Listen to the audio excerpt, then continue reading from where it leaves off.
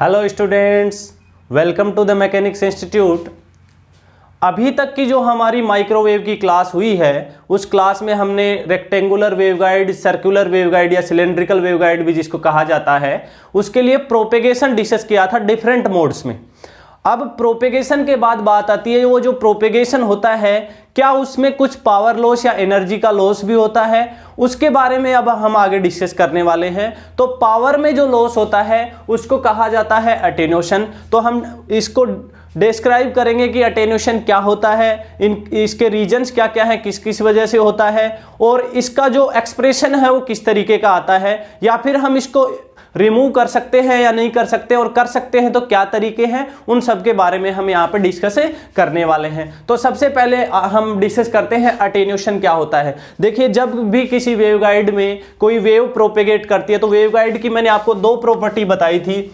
एक तो उसकी जो वॉल्स होती हैं वो परफेक्ट कंडक्टर लेते हैं, उसकी वॉल्स को क्या लिया जाता है, परफेक्ट कंडक्टर।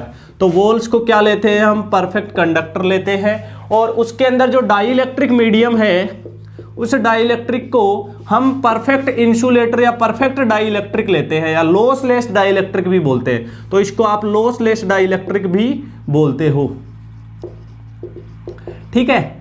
ये वेवगाइड के अंदर होता है। लेकिन अगर हम प्रैक्टिकली बात करें तो कंडक्टर, परफेक्ट कंडक्टर बनाना प्रैक्टिकली पॉसिबल नहीं है। हम उसको थ्योरेटिकली परफेक्ट कंडक्टर बोल तो रहे हैं, लेकिन रियलिटी में ऐसा पॉसिबल नहीं है, प्रैक्टिकली ऐसा पॉसिबल नहीं है। वो एकदम से परफेक्ट कंडक्टर नहीं होता है, कुछ ना कुछ पावर को क्या कर देता है, लॉस कर देता है, पावर का लॉस कर देता है। सिमिलरली यहाँ पे आपके पास जो डाइइलेक्ट्रिक है वो भी कंप्लीटली लॉसलेस नहीं होता है प्रैक्टिकली, इसलिए उसमें भी कुछ ना कुछ पावर लॉस हो जाता है। और वही जो पावर लॉस होता है उसको क्या कहते हैं, हम अटेन्यूएशन कहते हैं। तो अटेन्यूएशन के बारे में हम किस तरीके से कौन कौन सी चीजें यहाँ पे होंगी वो डिस्कस करेंगे। देखिए, तो सबसे पहले अगर हम डेफिनेशन की बात करें तो डेफिनेशन क्या हो जाएगी, when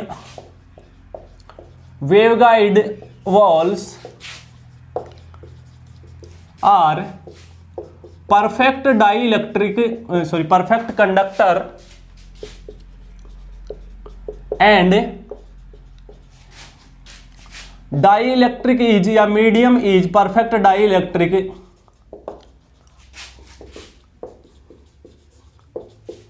perfect dielectric, then electromagnetic wave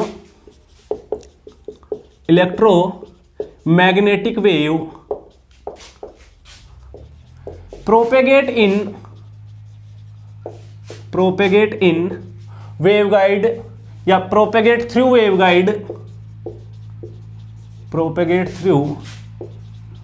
waveguide। तो अगर आपके पास waveguide walls perfect perfect conductor हो और मीडियम परफेक्ट या लॉसलेस डाइइलेक्ट्रिक हो तो आपको पता है वेवगाइड से इलेक्ट्रोमैग्नेटिक वेव प्रोपेगेट करती है। लेकिन मैंने आपको बताया परफेक्ट प्रैक्टिकली पॉसिबल नहीं होता है, तो उसके साथ साथ कुछ ना कुछ पावर लॉस होता है। तो यहां पे क्या होगा, but there is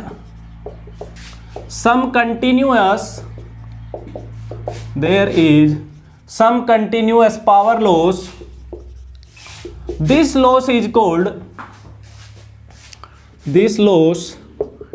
called attenuation। इस लॉस को क्या बोलते हैं हम, अटेन्यूएशन कहा जाता है। इसके रीजन क्या है देखना, there are following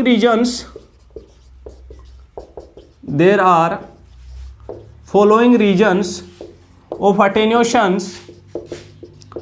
attenuation generate होने के या प्रोड्यूस होने के रीजन क्या क्या है। सबसे पहली बात तो आपने देखा था कि आपकी माइक्रोवेव वेवगाइड के थ्रू तभी प्रोपेगेट होती है जब उसकी ऑपरेटिंग फ्रीक्वेंसी है वो कट ऑफ फ्रीक्वेंसी से ज्यादा हो। तो ऑपरेटिंग फ्रीक्वेंसी अगर कट ऑफ फ्रीक्वेंसी से ग्रेटर देन होगी तभी आपकी माइक्रोवेव प्रोपेगेट करेगी। अदरवाइज अगर ऐसा हुआ f less than f c तो माइक्रोवेव में सिर्फ अटेन्यूएशन होगा। तो पहली कंडीशन तो ये हो गई, अगर एफ की वैल्यू एफ सी से कम होगी, मतलब when operating frequency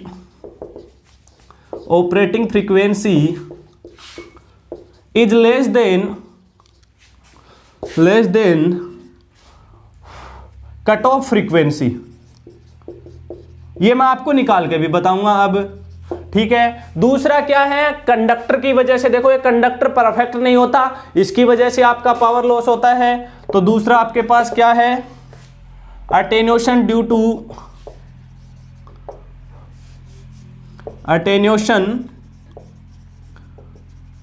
to waveguide walls.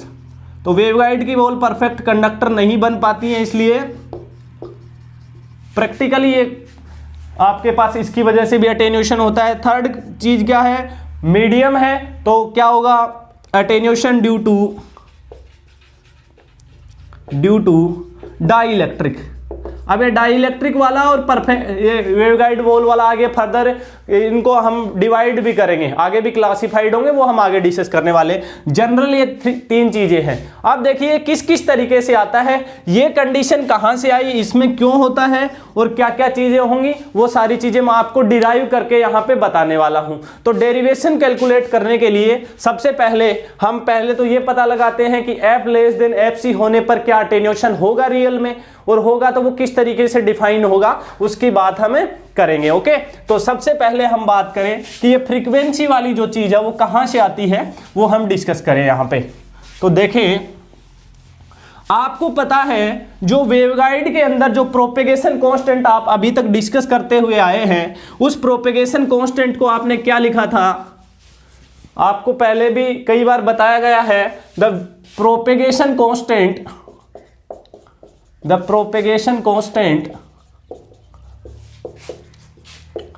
In waveguide is given by, कैसे लिखते हैं हम प्रोपेगेशन कांस्टेंट को, हम लिखते हैं उसको गामा जी, ठीक है। और उसको कैसे लिखा जाता है, alpha plus iota beta g, या सिर्फ इसको gamma equal to alpha plus iota beta लिख सकते हो। यहां पे जी मैंने गाइड के लिए लगाया है सॉरी, जी मैंने गाइड के लिए यहां पे यूज में लिया है। तो देखिए गामा जी तो प्रोपेगेशन कांस्टेंट है, guide propagation constant, where alpha क्या है, वेयर एल्फा है अटेन्यूएशन, ठीक है। और बीटा जी क्या है, intrinsic propagation constant, intrinsic propagation constant. मतलब अगर सिर्फ बीटा जी का टर्म आया तो अल्फा 0 हो गया। अगर आपके पास सिर्फ बीटा जी का टर्म आया, इंट्रिंसिक मतलब शुद्ध प्योर, अगर सिर्फ बीटा जी का टर्म आया प्रोपेगेशन में, इसका मतलब है अल्फा 0 हो गया। तब आपके पास वेवगाइड के अंदर बिल्कुल भी अटेन्यूएशन नहीं होगा ट्रांसमिशन में। और लेकिन अगर बीटा जी 0 हो गया, सिर्फ अल्फा बचा, तो सिर्फ अटेन्यूएशन होगा। तो सीधी सी बात आपको पता चल रही है, ये जो आपके पास गामा जी है एक कॉम्प्लेक्स नंबर है, इसका रियल पार्ट तो कौन है, अटेन्यूएशन। अगर आपके पास गामा जी अगर रियल वैल्यू आती है तो इसका मतलब उसमें सिर्फ अटेन्यूएशन हो रहा है। और अगर इमेजिनरी वैल्यू आती है, यहां पे दिख रहा है आपको ये कौन सा, बीटा जी मतलब प्रोपेगेशन, कौन सी वैल्यू है, इमेजिनरी, तो आप प्रोपेगेशन कांस्टेंट को कॉम्प्लेक्स नंबर के टर्म में लिख रहे हो। अगर आपके पास सॉल्यूशन में सिर्फ रियल वैल्यू आती है, इसका मतलब रियल मतलब अल्फा, अल्फा क्या है, अटेन्यूएशन, तो यहां पे सिर्फ अटेन्यूएशन हो रहा है। अगर इमेजिनरी वैल्यू आ रही है तो क्या हो रहा है, प्रोपेगेशन हो रहा है। चेक करते हैं, देखिए आपको पता है, वी नो दैट, हमने ये डिस्कस किया था, KC स्क्वायर को हम क्या लिखते हैं, KX square plus KY square, cut off wave number इसको बोला जाता है। और इसको अगर हम रेक्टेंगुलर वेवगाइड के लिए एक एग्जांपल लेके चलें, तो रेक्टेंगुलर वेवगाइड के लिए KX को क्या लिखा जाता है, m pi by a square, ये n pi by b square लिखा जाता है, नहीं लिखा जाता है।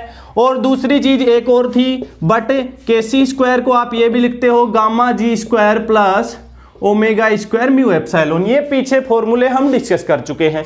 तो इस KC स्क्वायर और इस KC स्क्वायर की आप कंपेयर करो तो क्या हो जाएगा, आपके पास राइट हैंड साइड इक्वल आ जाएंगी।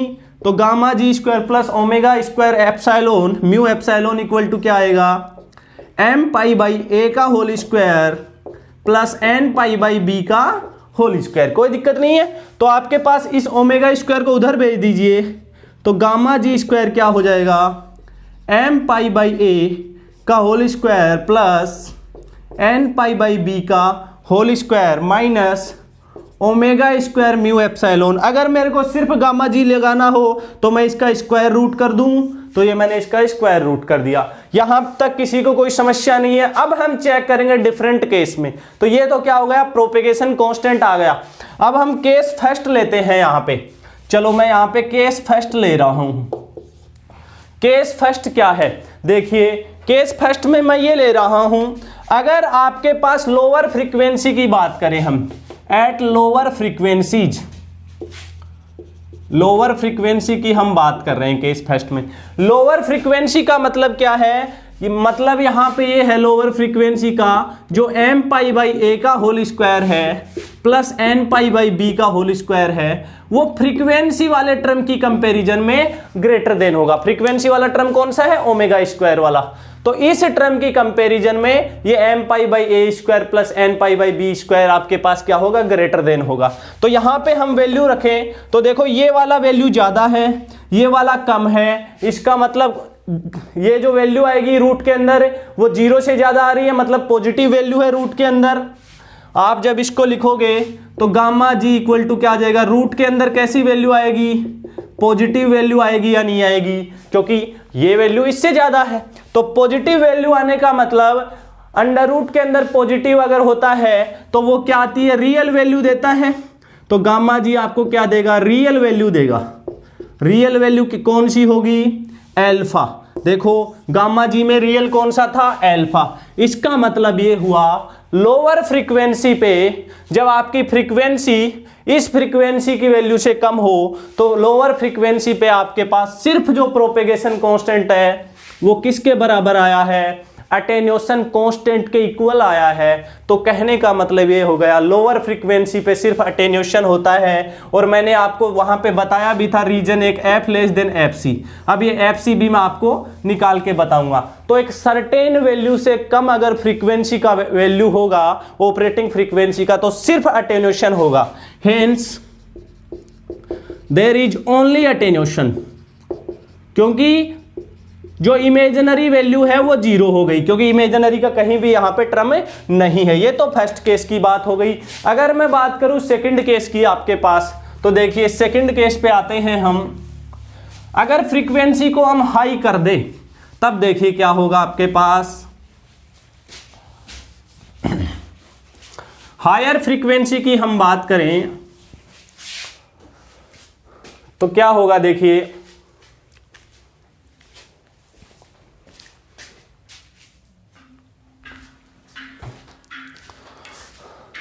देखिए हायर फ्रीक्वेंसी की बात कर रहे हैं हम।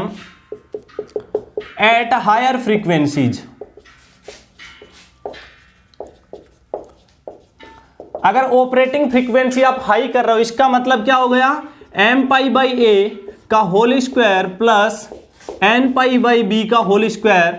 अब इसकी कंपैरिजन में ओमेगा वाला टर्म मतलब फ्रीक्वेंसी वाला टर्म आपके पास ज्यादा है, ग्रेटर देन है। तो इस कंडीशन में गामा जी क्या हैगा, देखो गामा जी आपके पास ये था ना, m पाई बाई a का whole square plus n pi by b का whole square minus omega square mu epsilon. देखो ये वैल्यू कम है और ये वैल्यू ज्यादा है, तो आप लेस वैल्यू में से मोर वैल्यू जब सबट्रैक्ट करते हो तो क्या आती है, नेगेटिव वैल्यू। मतलब गामा जी है वो रूट के अंदर कैसी वैल्यू देगा, नेगेटिव। और रूट के अंदर नेगेटिव आता है तो रूट के अंदर नेगेटिव में आयोटा का टर्म आता है। जब इसको सोल्व करते हो तो ये कैसी वैल्यू आएगी, इसका मतलब गामा जी आपके पास क्या आया है, इमेजिनरी। और इमेजिनरी वैल्यू कौन सी थी, iota beta ji.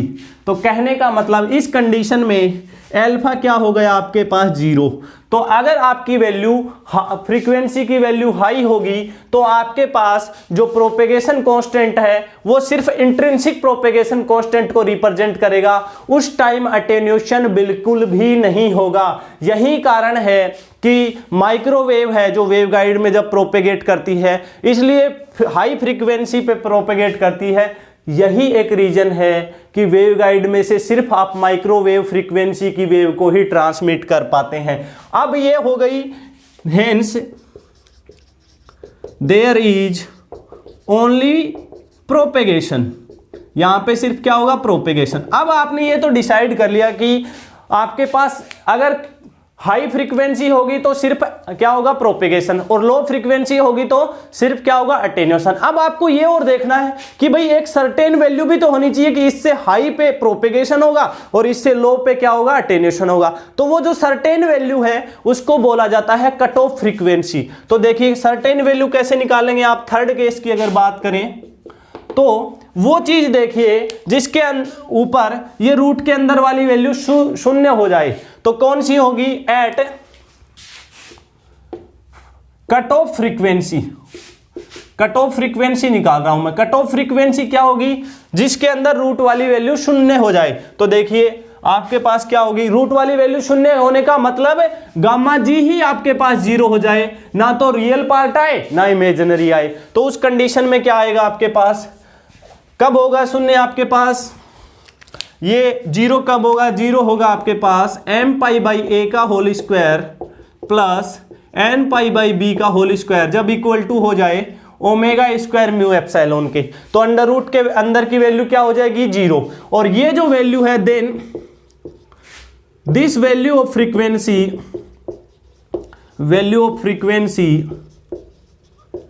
Is called cut off frequency. इसी को क्या बोले जाएंगी, कट ऑफ फ्रीक्वेंसी बोली जाएगी। तो यहां से जो फ्रीक्वेंसी की वैल्यू आएगी वो कट ऑफ फ्रीक्वेंसी होगी। तो कहने का मतलब एफ सी से ज्यादा जब एफ की वैल्यू होगी तब तो प्रोपेगेशन होगा, और एफ सी से लेस देन जब एफ की वैल्यू होगी तो क्या होगा, अटेन्यूएशन। तो हम एफ सी चेक करें सबसे पहले, तो कट ऑफ फ्रीक्वेंसी मतलब ओमेगा को आप ओमेगा सी लिख सकते हो, ओमेगा कट ऑफ फ्रीक्वेंसी बोली जाएगी। तो यहां से क्या आ जाएगा, एम पाई बाई ए का whole square plus n pi by b का whole square equal to omega की जगह ओमेगा सी स्क्वायर लिख दीजिए, ये लीजिए। तो क्या हो जाएगा आपके पास, omega c square equal to 1/रूट mu epsilon m pi by a का whole square plus n pi by b का होल स्क्वायर। ओके, इसको आप सी लिख सकते हैं या वीपी लिख सकते हैं। तो ओमेगा सी स्क्वायर ये मैंने बताया था, रूट के अंदर जब होता है ना तब आप इसको क्या लिखते हैं, रूट के अंदर लेना है आपको। तो रूट अभी मैंने पहले लगा दिया। अभी आप ओमेगा सी निकालेंगे तो क्या हो जाएगा, 1/रूट म्यू एप्सिलॉन, ये भी रूट के अंदर आ जाएगा। तो m square over a square plus n square over b square. ठीक है, यहां से पाई स्क्वायर देखो अंदर है, रूट के बाहर आएगा तो सिर्फ क्या बचेगा, पाई। तो इसको आपने बाहर ले लिया, कोई दिक्कत नहीं है, पाई स्क्वायर को बाहर ले लीजिए। तो ओमेगा सी को आप क्या लिख सकते हैं, 2 पाई एफ सी। ये क्या आ गया, pi over root mu epsilon. मैं ऊपर लिख देता हूं इस वैल्यू को। तो आपके पास क्या आ जाएगा, कट ऑफ फ्रीक्वेंसी की जो वैल्यू है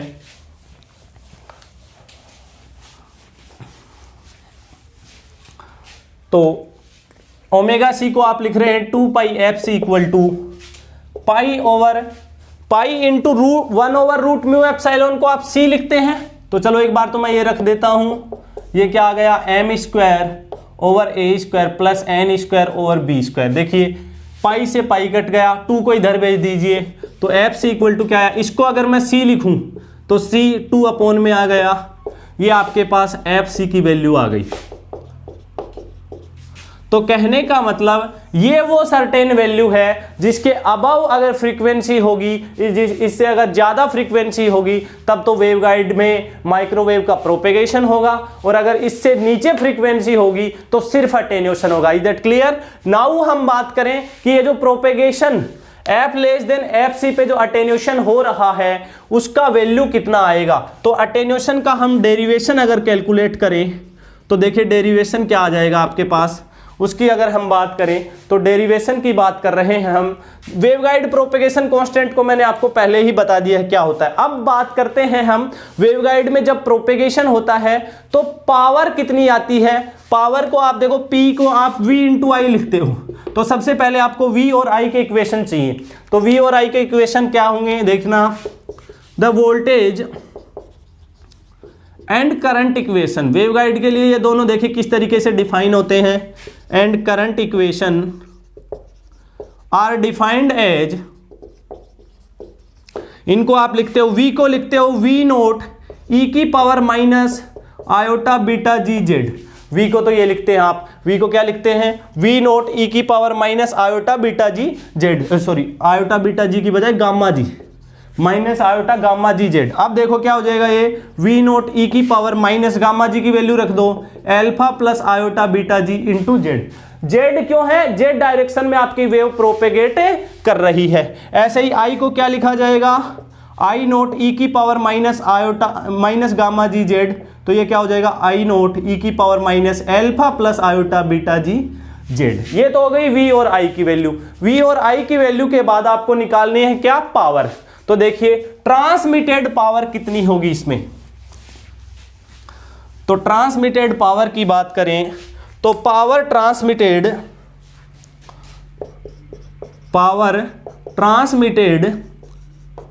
थ्रू वेवगाइड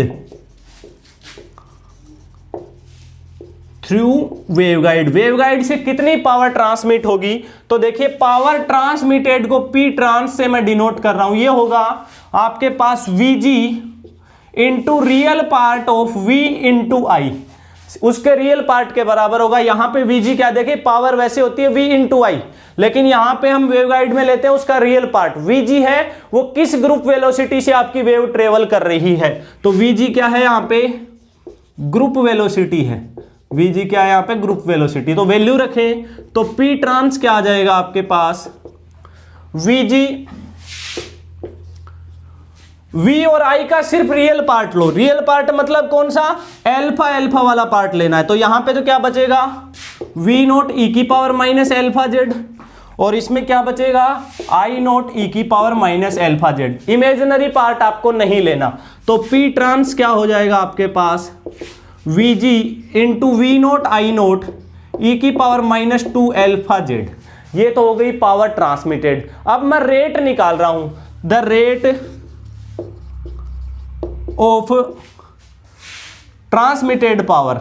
टाइम के साथ अगर हम इसकी रेट निकालें तो देखिए क्या हो जाएगा, टाइम के साथ मैं इसका डिफरेंशिएट कर रहा हूं, P trans over d t, ठीक है। तो क्या हो जाएगा, इसका डिफरेंशिएट करूंगा तो एल्फा जेड का तो माइनस क्या हो जाएगा, माइनस 2 एल्फा तो इधर आ जाएगा, ये क्या आ जाएगा, वी जी वी नोट।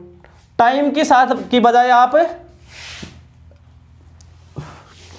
करो जेड के साथ, द रेट ऑफ पावर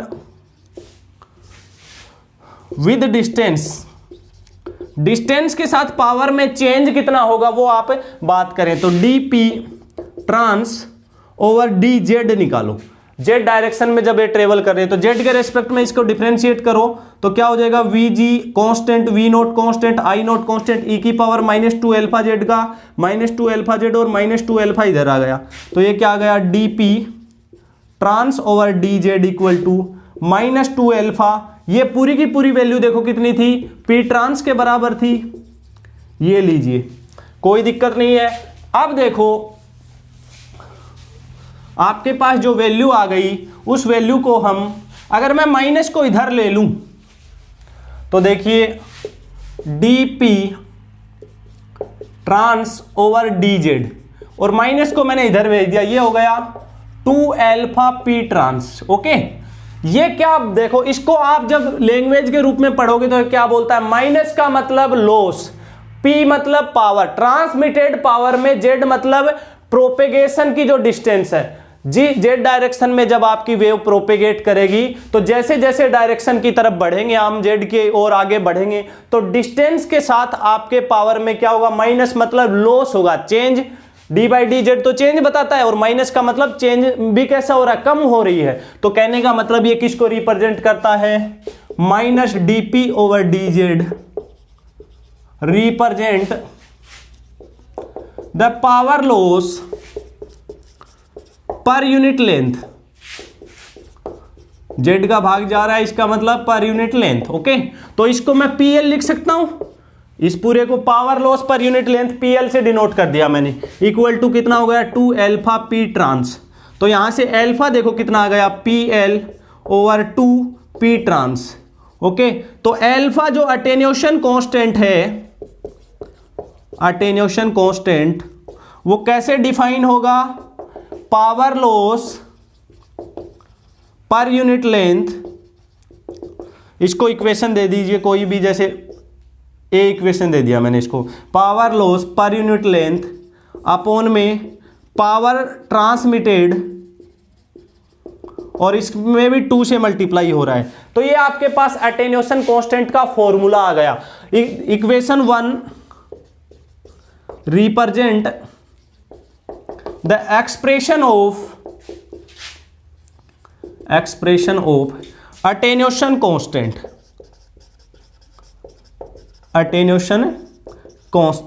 तो इक्वेशन 1 ने आपको एक्सप्रेशन दे दिया अटेन्यूएशन कांस्टेंट का। तो इस प्रकार से हम ये डिस्कस कर सकते हैं कि अटेन्यूएशन कांस्टेंट का पावर ट्रांसमिटेड और लॉस के साथ क्या रिलेशन होगा। तो देखो अल्फा जो है वो पीएल के डायरेक्टली प्रोपोर्शनल है। इसका मतलब ये हो गया जितना ज्यादा पावर लॉस होगा उतना ही अटेन्यूएशन ज्यादा होगा। तो अटेन्यूएशन एक प्रकार से पावर लॉस को रिप्रेजेंट करता है। तो इस तरीके से हमने अटेन्यूएशन की क्या वजह थी और किस फ्रीक्वेंसी पे अटेन्यूएशन होगा, किस पे प्रोपेगेशन होगा, वो डिस्कस कर लिया। कट ऑफ फ्रीक्वेंसी जो उन दोनों को सेपरेट करती है, दोनों को हायर और लो फ्रीक्वेंसी को, उसको डिस्कस कर लिया। तो ये आपके पास क्या है, अटेन्यूएशन किस तरीके से वेवगाइड में होता है वो हमने यहाँ पे डिस्कस किया है। इसके बाद इसके जो डेरिवेशन है अटेन्यूएशन के रेक्टेंगुलर वेवगाइड में, डिफरेंट मोड में हम इनके डेरिवेशन डिस्कस करेंगे, वो हम नेक्स्ट क्लास में करने वाले हैं। तो आप अगर क्लास में कुछ अच्छा सीख पा रहे हैं या क्लास आपको इंटरेस्टिंग लग रही है तो आप चैनल को ज्यादा से ज्यादा शेयर करें और अपने दोस्तों तक भेजें और सब्सक्राइब कराएं, ताकि आपको ये क्लासेज रेगुलरली प्रोवाइड हो सके और ज्यादा से ज्यादा आपके क्लासमेट्स हैं, आपके दोस्त हैं, वो भी इसका फायदा उठा सकें। Okay, thank you.